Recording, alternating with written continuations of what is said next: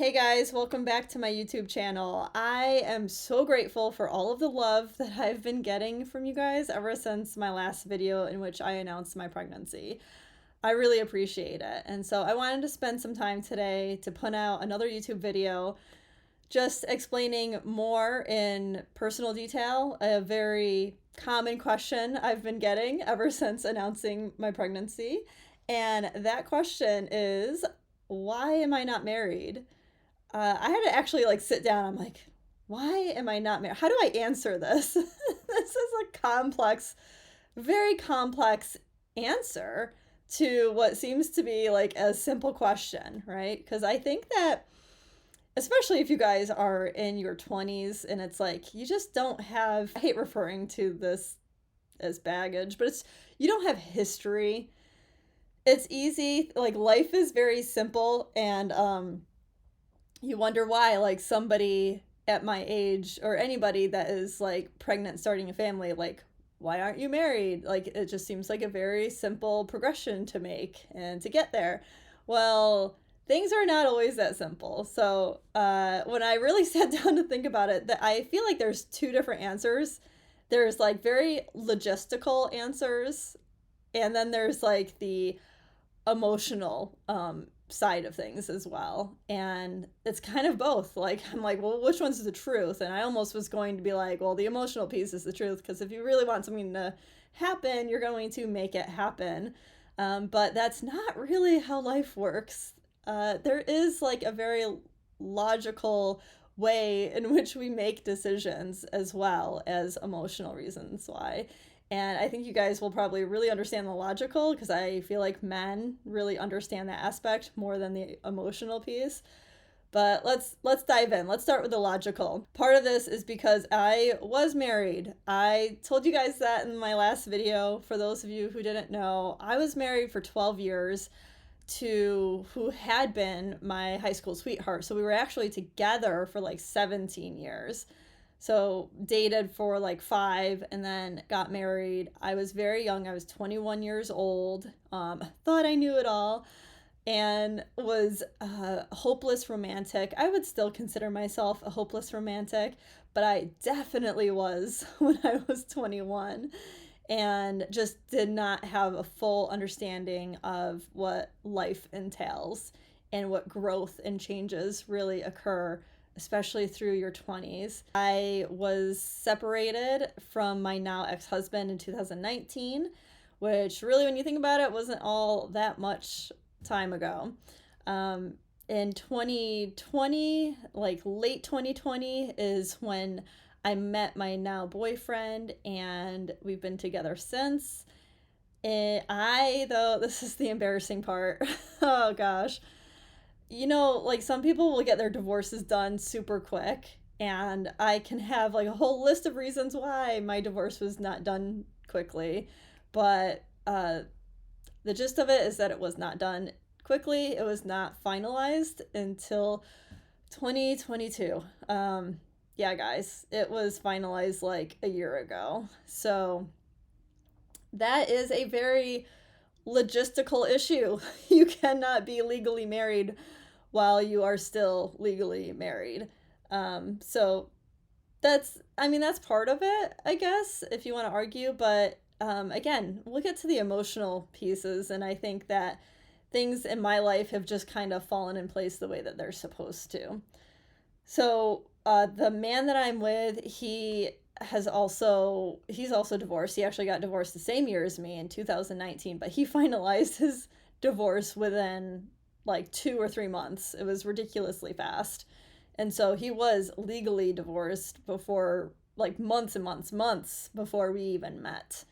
But it doesn't mean that like the custody stuff. So he has a daughter, so that was not like really finalized. It was kind of like pushed off in their divorce settlement, I would say.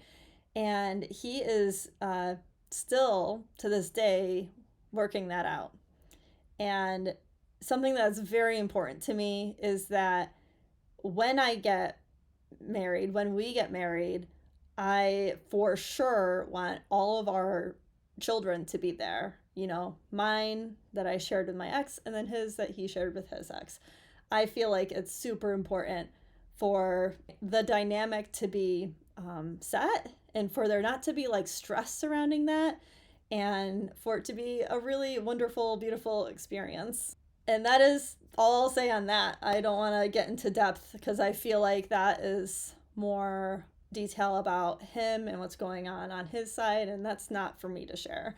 So let's get into the emotional sides of things. All right, this is, I think that anyone that's been divorced will understand this.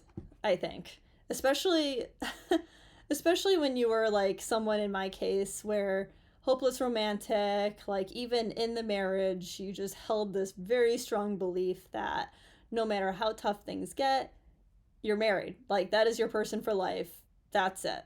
Like you work through things or you cope through things, like depending on the season of the marriage. But that was honestly broken for me when the separation happened. Like my whole idea of marriage shifted.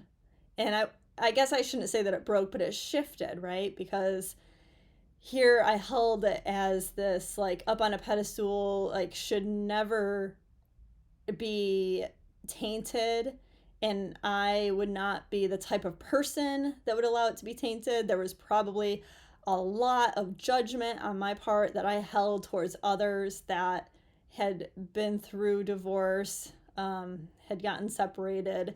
Absolutely, I can say that, but life lessons teach you guys. That's why I think that it is so important when you take advice from anyone, especially on social media, they need to have that experience behind them. So how do I explain this? Because it was like my decision to go through with the divorce. I like, if anyone looked up the paperwork, it is my name that initiated the actual divorce papers. But it was not me that initiated the separation. That was my ex. So I was just the one that was trying to get it done legally, because there were a lot of reasons why I needed to get it done legally. And he was willing to just kind of push it off and, leave me with the house to take care of myself and the children for the most part to take care of. He was still seeing them, but financially it was kind of all on me. And so, because of the way that I went through my divorce and the circumstances surrounding it, it was an extremely scary time for me because I felt like I was the breadwinner. That's kind of the dynamic that you guys might need to know. And so I was the breadwinner.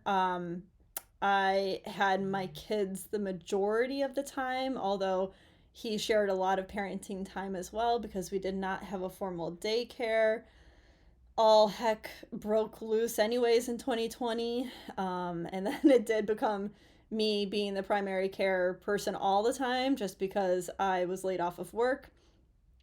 And there was like a lot of concern for COVID and for especially the health of my son who has asthma, and he was just getting over like having a severe uncontrolled asthma with multiple trips to the ER. So there was a lot of concern that, him going anywhere else could potentially put his life at risk. So on top of that, I was being threatened with the possibility of having to pay child support to my ex. And that was very scary because it was sort of a temporary situation that we were supposed to be in which I was the breadwinner. That was not our dynamic for the majority of our marriage.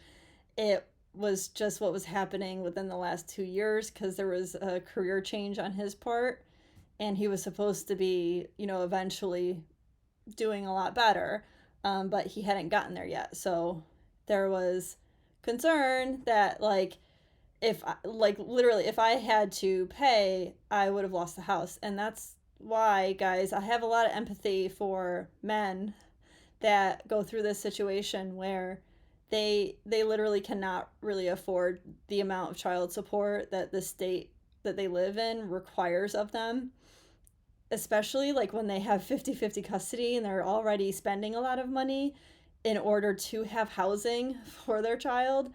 You know, like if they're having their child half the nights, then I'm not really sure why they need to pay for the other household in the amounts that most states require, especially for those that comment on my videos. I see a lot of cases in which it is very unfair, it seems, that, you know, a man has to pay $1,200 a month, $1,300, $1,500 a month while they have 50-50 custody of their child.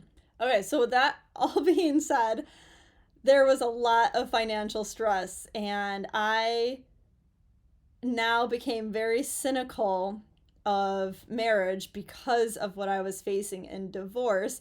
Again, I think that this can be very relatable to any of you men that have been through divorce, because you put yourself at this like real financial risk, and that's, again, that is so scary. You've pretty much have signed a document with the state, and they're allowed to dictate now how much your ex receives, and they get to have a lot of financial say in your life. And so that brings out a little bit of cynicism, unfortunately, in me. I think that that's just part of it. It's just a piece, right? Because I am very religious, and I think that there is a lot to be said for the importance of marriage when it comes to saying your vows in front of God. And that is nothing that I want to downplay at all. I think that for me personally, it's just a matter of getting those two things to the same place. You know, it's like resolving that cynicism about signing a contract with the government, and then, you know, the what I already believe in religiously with saying vows to God and the importance with that. So, in what I think is that no one should rush into a decision like that, and it will come in time. I think that those two things will come together, and then the other logistical things will fall into place, and there will be a time in which it feels right and it feels like this is the moment. Now, what is linked to this also, questions about if this was a planned pregnancy. I don't know if I want to answer that right now in this video. I think that could be a whole nother video if you guys are interested in it, with me just spewing my personal details. But I would share that with you guys if you really are interested. We'll see how this video does. I don't have any harsh feelings towards even negative comments that come my way, because again, like, I get it. I was once in my 20s, and I was judgmental for anyone that had even been through a divorce. And I would totally be judgmental also with anyone that was going through an unplanned pregnancy or a pregnancy out of wedlock. Totally would. But I gotta say that it is so freeing when you get to the point in your life when you just do things that you want to do, that is that feels right to you, and not just based on what society wants you to do, or even what extended family might want you to do. So I hope that this was helpful, guys. I'll see you later.